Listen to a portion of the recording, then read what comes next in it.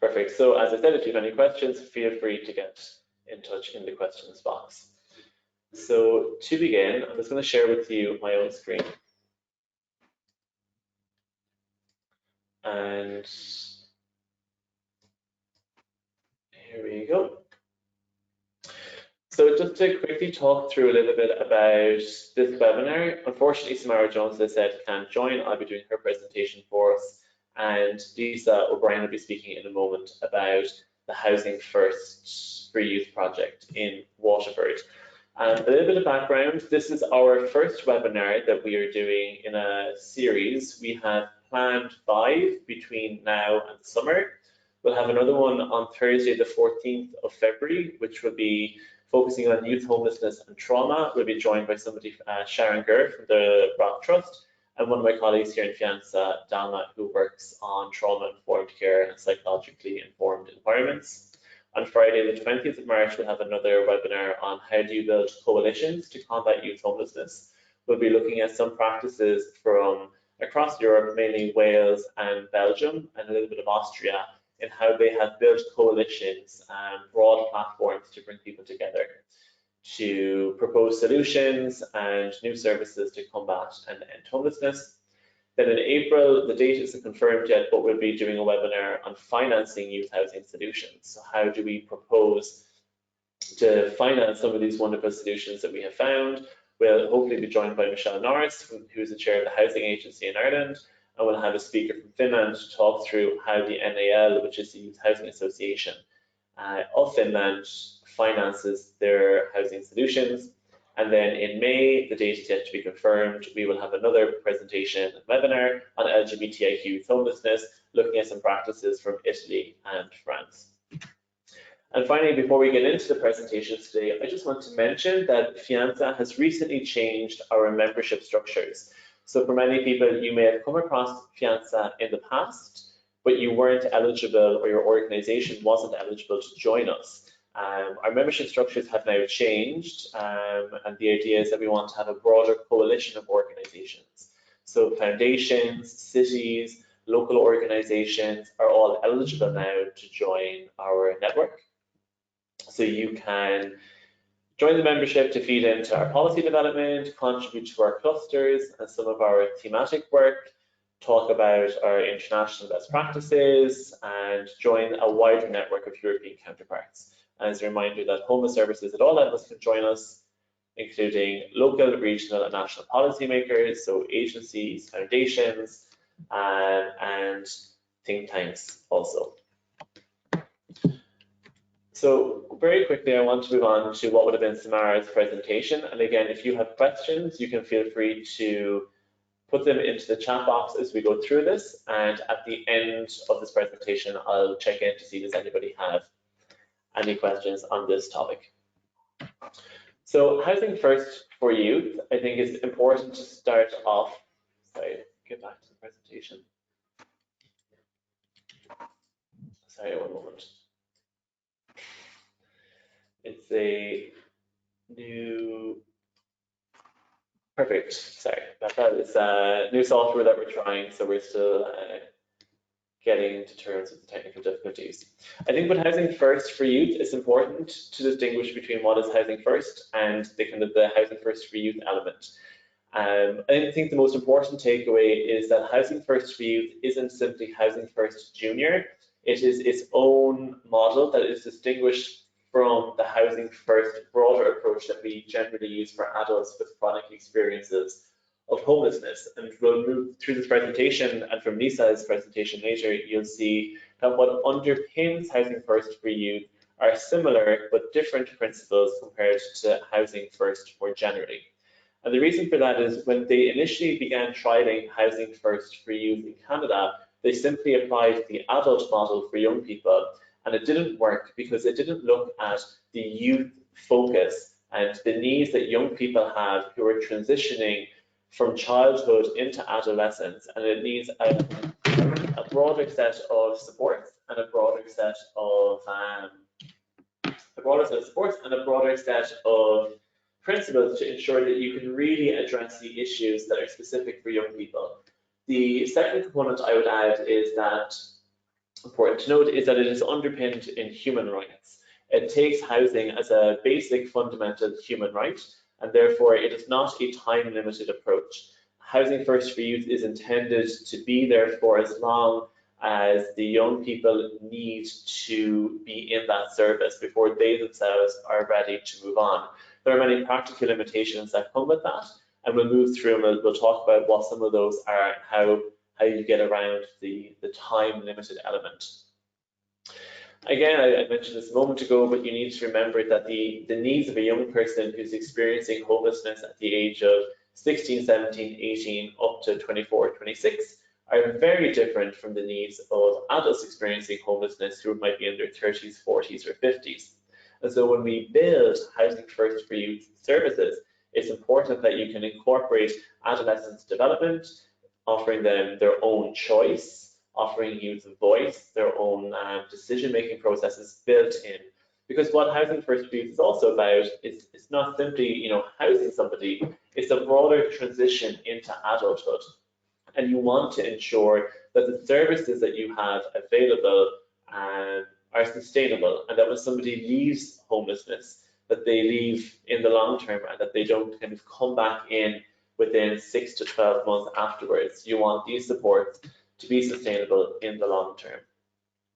The 5 principles that underpin Housing First for Youth is beginning with the rights-based approach. So housing with no preconditions. That means that if you have a Housing First for Youth program, you don't look at it as that you have to have threshold services or people have to meet certain criteria around educational attainment, employment, entering into programs around mental health or substance use. It's about making sure that everybody comes in at whatever level they're at and you work with them from that point. Youth choice, youth voice, and self-determination. That's all about providing young people with decision-making processes. And there are, of course, practical limitations to what you can offer a young person in a service, but it's about ensuring their voice is heard and that they feed into how the service is developed, how it is delivered, and that their voice comes through in how you work with them in the future. Positive youth development and wellness orientation. Again, that's focusing on this transition into adulthood, that you want to make sure that they have the skills and the life skills to thrive beyond their time within the Housing First for Youth program. Individualized client-driven support with no time limitation. Again, that comes back to this idea that Housing First for Youth is supposed to be for as long as a person needs it until they are ready to move on. And the second element I would add to the individualized client-driven support is that when we talk about Housing First for Youth, we don't have a one-size-fits-all approach. You need to ensure that you meet the individual needs of the young people that you're working with. Because of course, we talk about youth homelessness as its own distinct form of homelessness, but even within that, the needs of young people can change and can be quite different. And then social inclusion and community integration is about their wider inclusion in the community and in the environments that they are within. Those are the 5 principles. One of the support documents that we'll be sending around after this presentation is a report that we did 2 years ago with the Council of Europe's Youth Department, and it gets into the intricacies of these principles in more detail, which makes for good reading for those of you who are interested. We do have a project that Lisa will present in a moment, which will take us through the practical elements of Housing First for Youth. So how does all this translate to actual service delivery? But it is worth mentioning that we have a pilot project in Scotland with the Rock Trust, and it's done in partnership between the Rock Trust, which is an NGO that focuses exclusively on the topic of youth homelessness, in partnership with Almond Housing Association, which provides the housing to provide Housing First for Youth.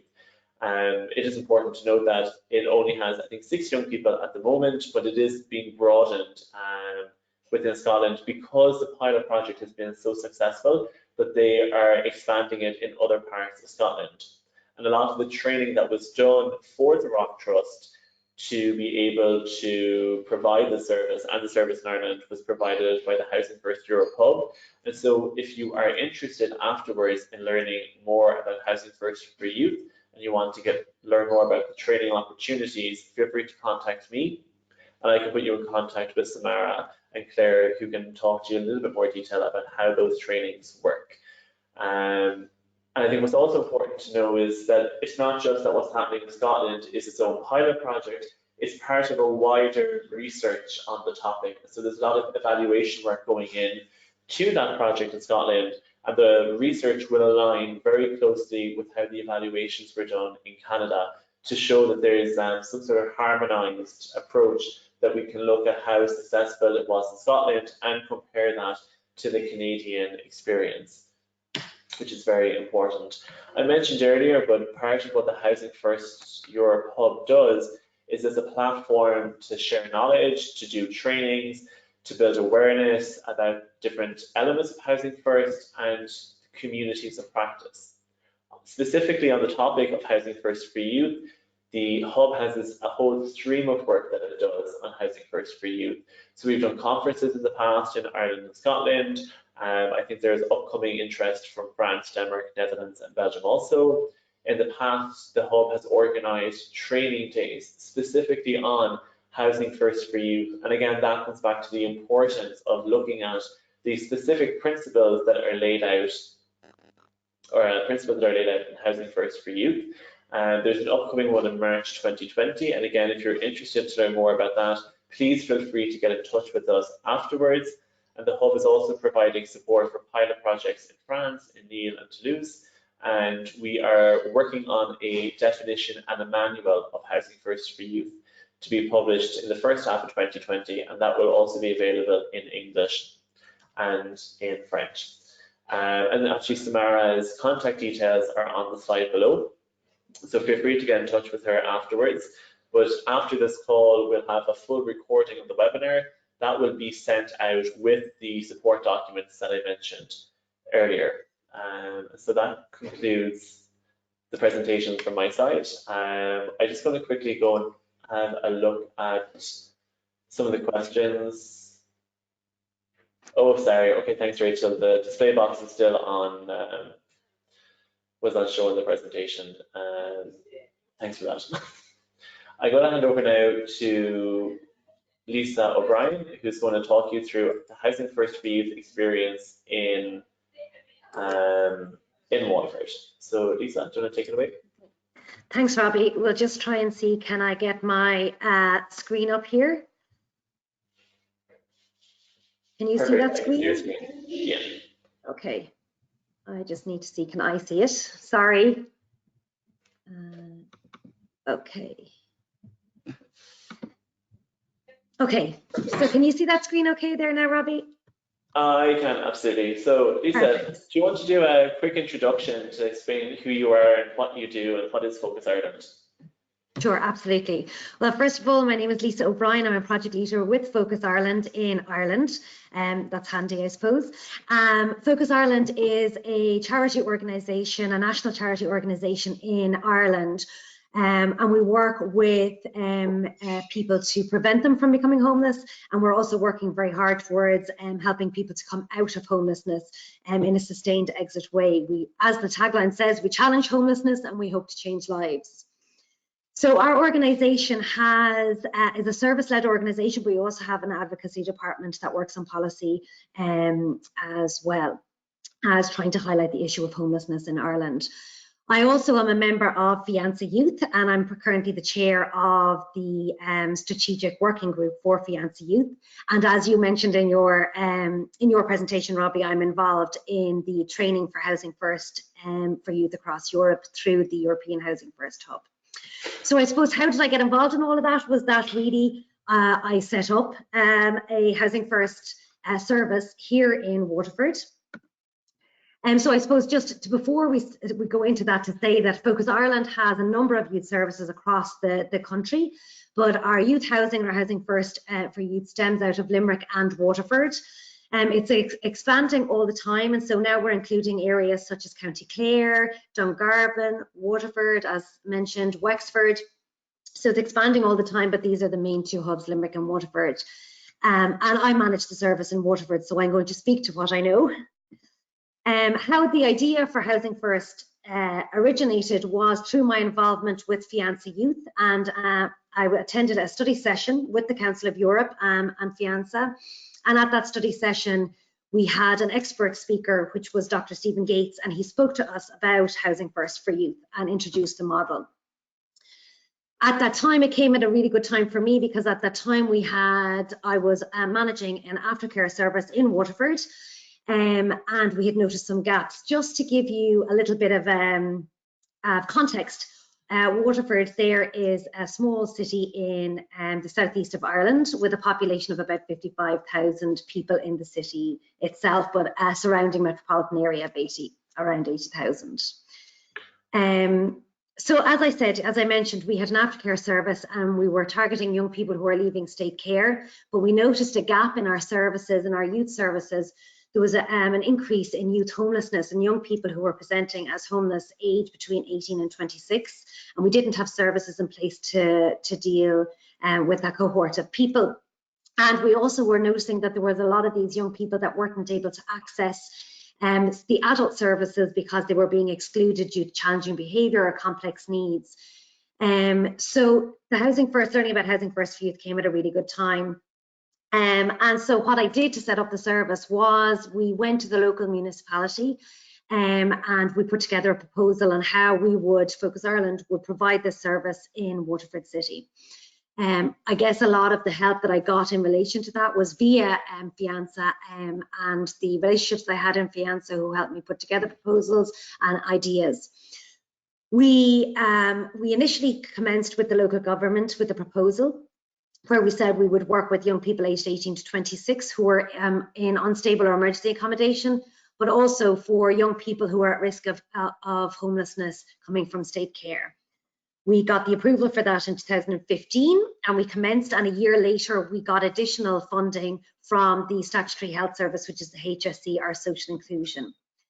So just to give you a kind of an idea of what the service looks like, our offices are based in an apartment block in the city centre, and the service operates alongside our aftercare service.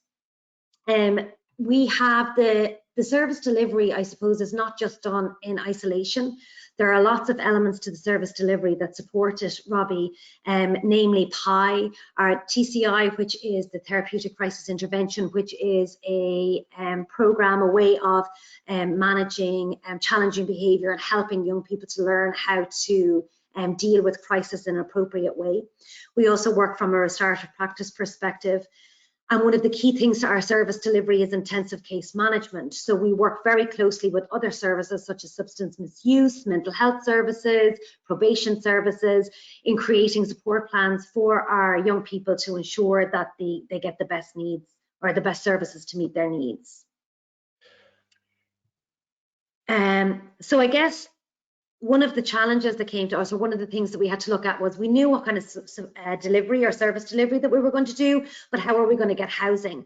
And as I'm sure lots of people know, that there's a housing crisis in Ireland at the moment. So we had to look at a number of different houses, and that's true for Housing First for Youth as a service as well. So, and one of the key differences between Housing First, the adult model, and Housing First for Youth, it's identified that young people need a range of housing options depending on their needs. As you mentioned, their individualised care. So some young people need to be in supported housing, some young people need to learn independent living skills. So they might require transitional housing. Some people might require step-down housing from that. So, and how we provide that housing can be through a range of different options. So our own housing, our own AHP housing. We also have approached other AHBs to provide housing, and we also use transitional housing from other areas and private rented housing. I suppose one of the key things in relation to Housing First for Youth as a model is, and where it differentiates as well, is that we can provide all of this housing in the one property, so within the one address. So somebody might say, for example, they might require a transitional program. So we might identify an address, move a young person into that address, and then provide them with the transitional program. They might decide 12 months later, when the program is ended, that they really like the address that they're living at or where they are. They really like that that community, and they've settled in well. So they always have the option to stay there. We don't move the house, we move the program, we move the support. And I guess that was one of the challenges for us, was around how do we access that housing. So one of the things that we did was provide some of the housing ourselves. We negotiated very closely with our local municipality in terms of the types of tenancies that we could offer and the flexibilities around those tenancies, while maintaining the young person's security within tenancies. So as I mentioned, they might require a transitional program. However, you want to be able to provide them with the security of tenancy, so that they know at the end of that transitional program they don't have to move again. One of the key things, one of the fifth principle that you mentioned there, was around social and community integration, and in our experience that was a really challenging element to overcome. So the NIMBY, the Not in My Backyard experience, for us happened in terms of communities where we were purchasing housing or where young people were moving in. We had a lot of negative perceptions and prejudice from communities. If they saw the young people moving into houses, for example, they might see a young person and see, why are those young people getting housed and not, say, families or older people who have been waiting for housing for longer. They might have had prejudice against the way the young people looked. In particularly, we found that when young men were moving into properties. So how we overcome that is that we engaged with the community. And again, the way that we overcame that was quite individualized. So for some communities, we spoke to the communities, we integrated with the neighbours as an organisation and explained what the service is. In other areas, we supported the young people to do that. So it was really how we managed those challenges was really in relation to the individual young people going in. And I suppose on the other side of that, then we were lucky enough to have an advocacy department and a communications department that we engaged with in terms of trying to look at how could we educate the wider public, and how could we look at that. And so we accessed some education via media work, and via we held some conferences in relation to youth work, and that was another element of what we did. Then the third kind of biggest challenge that we found in delivery of the service was timeframes and expectations. So traditional services have timeframes. So you have, right, you refer a young person into a service. After 12 months, then that young person is finished with the service and they move on. So there was a lot of, for the young people themselves, to build trust, to understand that you weren't going to leave them when after a period of time, or say, for example, if a crisis happened, or if they made a mistake, that you weren't going to leave, that you were going to stay and help them and support them to process those mistakes and to learn from those mistakes and to move on and have better outcomes in the future. For the young people, that was a challenge to build that trust. One that we have, after having a period of time now, a significant number of years where we've done it, we've luckily built that trust, and word of mouth is very, very powerful within young people. So now young people within our community have an expectation of that trust and of us staying in, which has been great. Society in general, it's very hard to say to people, we don't have a time frame. We're not saying, okay, 12 months and we'll take on a new cohort of young people, or that we'll move on. Society also have an expectation in relation to how young people live. So, for example, if a young person has experienced homelessness for a period of time, they require a same period of time to settle into their community. And sometimes their society puts unrealistic expectations onto the young people who are moving into our housing. So, for example, if they have a party, that there is an expectation that that will never happen. There's an expectation sometimes that young people will never have visitors, or the family won't come around. And we sort of have to manage and support the young people to manage those expectations to a reasonable expectation. And then surprisingly, other professionals who we are working with were challenged by the fact that a young person wouldn't be discharged from our service if they made a mistake, or if they engaged in behaviour that wasn't helpful in terms of their tenancy, or if they engaged and made mistakes. Other professionals were quite surprised by the fact that we would stay engaged with young people and through that process. But as time went on and people experienced our programme, we were lucky enough that they could understand why we were working to the way that we were working. I suppose I'm just going to check in, Robbie, because I can't hear you.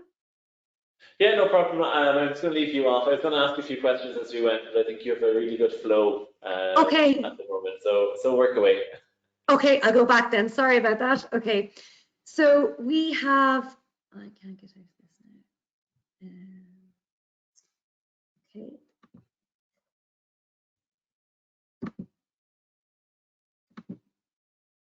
Okay. We can see your presentation, but I don't think we can see you anymore. Okay, I'm going to try and get. Perfect, you're back. I'm back. Okay, great. And we can see the presentation. Okay, so I'm going to move on to a customer profile and just give you an example of a young person that we worked with from the start to the end. So the young person was a 27-year-old female, slightly, that's 27 now, just to reiterate. So that the young person had social work involvement from an early age. She had a family history of drug dependency and was known, I suppose, to services. She was first in contact with us in Focus Ireland through an aftercare service when she was 18 years of age, and that was back before we had the Housing First for Youth service, where we tried to engage her. Unfortunately, she disengaged from the service. The service didn't suit her needs, and she disengaged herself from the service. She was re-referred to our Housing First for Youth service in 2016, but her needs had certainly changed in that time. She had very complex needs in relation to her drug use. She was at that time beginning to use heroin and was well known in the area and was keeping company of people with criminalised behaviour. She was housed by us in 2018, and I suppose you will see that Housing First for Youth, you should be housing them first, and there was a 2-year gap. And the reason for that gap was that we actually couldn't get housing for her everywhere that we were looking for housing in terms of the private rented market. We're refusing her. She was so well known, and this is where the context of Waterford being a small city is very important as well. Even to other services, she was very well known, and people were very concerned about bringing someone into there or giving someone a tenancy. So we had to give her, or we had to wait until we could get a house ourselves to house her. So that came through in 2018.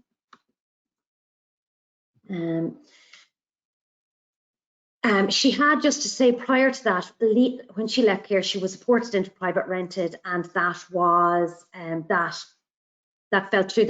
She had private rented accommodation a number of times through our aftercare service, which she lost due to her chaotic behaviour in relation to drug use, also in relation to managing her visitors. Her brothers are heavily involved in criminality, and that was an issue for her in prior accommodation. We also realised that that was going to be an issue to her going forward. So how did we work with this young person in Housing First for Youth, looking at the principles? I suppose the first thing was the immediate access to housing with no preconditions. As mentioned before, that was a challenge for us because we couldn't get access to housing because of all of the issues that I outlined. So we are luckily enough a HHB, and we were able to, with the support of our local municipality, purchase housing for this young person. And when we purchased the housing, we offered it to her without a requirement from abstinence. So she didn't have to be sober or drug-free, but obviously we were working with her in terms of support around harm reduction. So youth choice and self-determination, we offered, that was around the type of accommodation that we offered her. So we offered her a secure gated accommodation that would help her to support her visitors and support and manage her visitors, which had led her to losing tenancies in the past. Where we ran into difficulties was around the positive youth development orientation, Because of her addiction and her peer associations at that point in time, this was a really real challenge. Where we, I suppose, tried to do that was where we tried to engage her in services that would support her in harm reduction and looking at how we could get her addiction to a point where she could start looking at other meaningful uses of time and how she could better support her life to more positive outcomes. The individualized and client-driven support was we supported her to maintain her tenancy, engaged her with substance abuse and mental health areas. The social and community integration was a major challenge in this area. She would often present as influenced, so it wasn't appropriate for us to go out and introduce her to, or for her to introduce herself to neighbours, etc. So you can see there that that was one of the major challenges, but it was also for her, because of her appearance and judgments, people were very, very quick to judge her in her area. Managing her visitors did become an issue even in the gated areas. As you can imagine, it was very hard and lonely for her to live in areas where she couldn't have visitors. So when she would have people visiting, they would then maybe take advantage of her and break into the community. Managing her addiction, her usage and offending, and because of her addiction at that point in time, it affected her budgeting and her peers and her family. So she had a challenge in terms of, she wanted obviously to engage with her family and to have people around her, her friends that she knew, but at the same time she had to manage their behaviour in her tenancy, which we really struggled with. For us, her engagement, so she would engage with us sometimes and then sometimes she wouldn't, and that was very challenging. Supporting her to attend appointments, we really had to lend support, and we were challenged in balancing that with her own choice and freedoms around that. When she would present substance affected and how often she would, we would have to manage the risk of that to actually being able to work with her. And finally, we did have to make the decision that depending on the level of substance or the level of effect that she would have, we would engage with her when she was under the influence and try and link in with her at a later stage to ensure that our engagement was effective. And remaining focused, trying to remain focused on the tenancy was a challenge when her addiction was such a massive issue in her life. But we wanted to maintain her tenancy so that she would be able to deal with the addiction issues that she had. And maintaining positive relationship with external agencies, so local letting agents. We had a management company that was involved in relation to the property, and it was really, really challenging because they could see her addiction, they could see her use, and that was really challenging. And I guess then going back to that challenge, the risk assessment, trying to put in place double cover and managing her tenancies. So our response to that was the no preconditions. We tailored the support plan to meet her needs. We tried to ensure that we had the safety of the customer and the staff members paramount, but while engaging the young person. Warnings were issued. She didn't maintain her tenancies. So therefore we have an obligation, or people have an obligation as a landlord to manage that. So we looked very quickly to the fact that this property itself wasn't going to be sustainable, and the people in the area definitely had decided that she was definitely not a person that they wanted in their community. She was then struggling, her visitors knew where she was living and she was struggling to manage the visitors, and then she couldn't even have visitors because if people came to visit, even if it was just an innocent visit, there were complaints being made and it was just untenable. So we needed to move her. So what we did was we moved her to another property that would allow her a second chance. Rather than we moved her before she got to the point of notice of termination. So we could see that it was going to lead to that. We also then had to understand that it wasn't our role as Housing First for youth workers to manage her addiction. So we really called in and lent on the intensive case management aspect of the service and brought together some expertise around addiction from our substance misuse team. So I suppose that's where we were with that young person. And we're still working with that young person right now in meeting her needs as they are ever changing.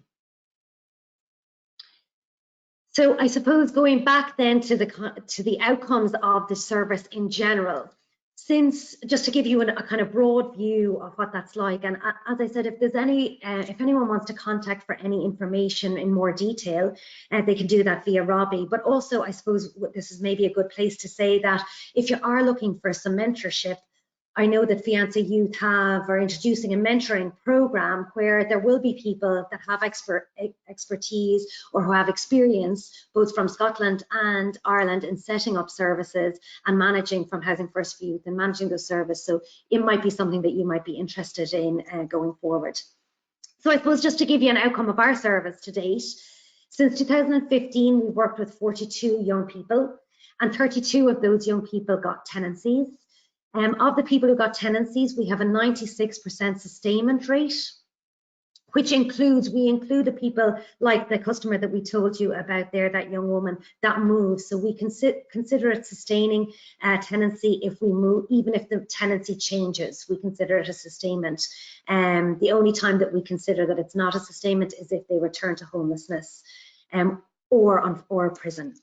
We have zero discharge to homelessness. So we've never discharged a young person to homelessness. We continue to work with young people. We had 3 young people who are in prison, or we currently have 3 young people who are in prison that we engage with on a regular basis so that we can provide them support when they come out. And we had 1 young person who disengaged from the service completely. And it's our understanding that young person left the area, and in fact, we believe she left the country. Out of those people, we have 13 young people accessing education and employment. And I suppose that's a really interesting figure and one that's really important to say that we don't put pressure, going back to those challenges of timeframes, we don't put pressure on people. We give them a period of time to settle into their communities and to get used to managing tenancies before we pushed onto them education and employment. A lot of young people are forced, even before, to be thinking about education and employment, and when they move into the house, straight away they need to be engaged in education and employment. For a lot of services out there that work with young people who are homeless, one of the criteria is that they have to be engaged in education and employment. And for a lot of our young people, they have experienced so much trauma that they are not able or not in a place that they can engage in those services. So I suppose from our perspective, what we found has helped is giving people a little time to settle into their tenancy and to manage those services. And then we're very lucky that we have an education service called Pete in Focus Ireland that we can refer young people into when they're ready, and that they can gradually re-engage back into education and employment within the greater society and services for general education and employment. So to date we have 13 young people now who are accessing education and employment. I guess another interesting thing is our gender balance, that we have 48% male and 52% female gender balance. And we don't target male or female. Our criteria is just as we said earlier, that young people who are in homeless services or who have more complex needs. And I suppose of that, another interesting thing to note is that we have 21 young families. So young people who came to us with children or young people who had children while living with us. So I guess that's where I end, and see if there is any questions that have come in, and just thank you all very much for listening to the presentation. And as I said, please contact Robbie if you require any more detailed information in relation to the Housing First for Youth project. Perfect. Thank you very much, Lisa, for your wonderful presentation. I'm just going to take on the screen share. If anybody has any questions at the moment, feel free to put them into the questions box, and myself and Lisa can try and field them and answer them as best we can. The other thing I would just note is that everything that Lisa has mentioned around the documents, the mentoring, and the study sessions, I'll be including all that information in a follow-up email, which will have a recording to this webinar. And I'll also share some information on the webinars that we're doing in the next number of weeks and months ahead. So feel free to put any questions in the question box. I have a quick one, Lisa, just something, it'd be really useful if you could expand on the zero discharge into homelessness and what that looks like. Because I remember when we did the study session for 5 days on Housing First for Youth 2 or 3 years ago now, that was a really new concept for a lot of the European participants coming from Canada, the idea that you don't discharge somebody from the service. And I think that's one of the key things, I think, Robbie, that it's also one of the things that causes most confusion to people is the zero discharge to homelessness in relation to tenancy. What we mean by that is the young people that we work with have very complex needs and have gone through a lot of trauma. And while our service provides them with the support to get tenancies, sometimes things go wrong and sometimes our young people do lose those tenancies. So it's really important to say that Housing First for Youth doesn't say you have a house that you can do no matter what you do. Obviously, anyone who has a tenancy also has responsibilities to that tenancy, and in the event that those responsibilities aren't fulfilled, they are at risk of losing those tenancies. So when a tenancy becomes untenable or a young person does end up with a notice to quit or has to leave that tenancy, what we mean by zero discharge is that we don't stop working with them. So if a young person is evicted from a property or asked to leave a property, we will continue working with them to find another property really quickly, or even while they're back in, they may return to homeless services for a period of time. We will work really hard with them to move on and identify new tenancies and help them to identify the areas that went wrong in their last tenancies and how they can improve on that and stay with them throughout that process. So we're walking beside them at all the times, no matter what happens. So we don't discharge young people, even if they lose their tenancies and may have to go back to homeless services for a period of time. Obviously, our hope is that that doesn't happen, but we have to acknowledge that things don't always go according to plan, especially when you're working with the young people with these kind of complex needs. So the zero discharge means that we stay with them throughout their journey. Another question we got was, how do young people come in contact with you? So how do they get referred into the Housing First for Youth service? So the way that it's working in Waterford is we have our local municipality have a group called the Homeless Action Team that's chaired by the local municipality, and all referrals to our service come via this this forum. But young people can self-refer. So a young person, for example, could say, I'd like a referral into Housing First. And they might say, for example, present at our door, and then we would put together a referral form and send it into this local homeless action team, which is made up of all of the NGOs providing homeless services in the area, as well as the relevant support services. And they would then they would approve the referral and it would come back to us. Other services might also do the same thing. So a service might, for example, a substance misuse service might come across a young person who's homeless, or a hostel, an emergency provider might, and they would do the same thing, fill out a referral form, send it into the hat, and the hat would team, the chair would pass that referral on to us. Okay.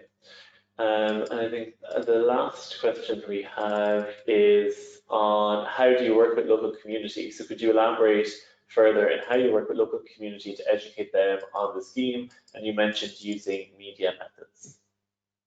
Yeah, so some of the things that we have tried to do is, in general, when we're doing general media work, that we might talk about the work that we're doing with youth.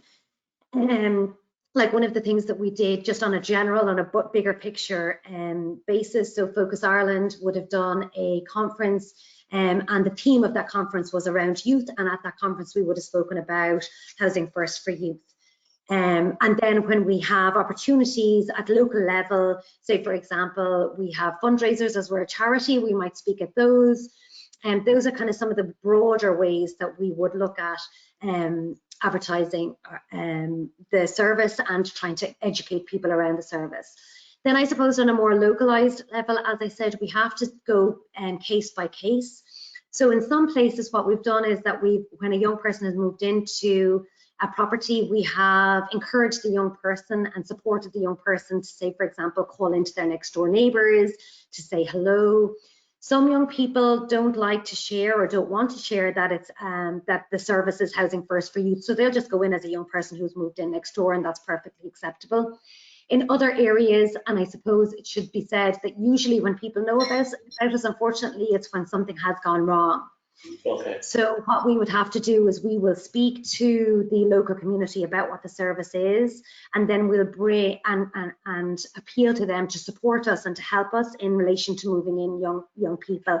And then we'll bring the young people to meet the community. Often when a person actually meets, or when a next door neighbour or the community meet the young person, they realise that young person isn't as scary, or the young person isn't what they anticipated in their heads.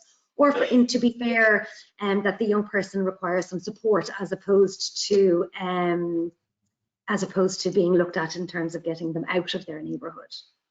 Okay. I received another question to say a little bit more about the intensive case management.